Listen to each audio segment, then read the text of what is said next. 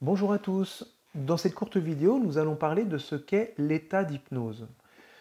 Alors, c'est un état de conscience modifié où la personne est plus réceptive aux suggestions et où elle peut accéder à des niveaux plus profonds de son inconscient, hein, où elle peut accéder à un réservoir de ressources vraiment très important à l'intérieur d'elle.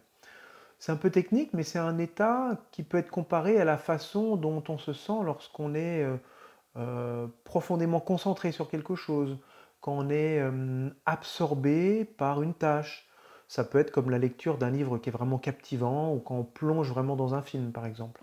La pratique d'un sport aussi, ça peut être considéré comme un état de transe hypnotique. On en perd presque la notion du temps aussi. C'est un état dans lequel on rentre plusieurs fois par jour sans même avoir conscience qu'on est dans cet état-là. C'est un état qui est tout à fait naturel.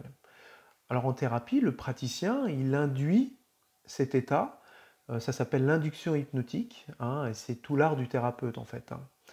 Il existe une infinité de manières de rentrer dans cet état-là, chacun a les capacités d'y arriver, euh, tout le monde est hypnotisable, et il y a souvent confusion entre être réceptif et être hypnotisable en fait. Tout le monde est hypnotisable, cependant certaines personnes sont plus réceptives à ça, elle rentre dans cet état avec plus de facilité en fait. Lorsqu'une personne est sous hypnose, elle est beaucoup plus suggestible aux suggestions verbales.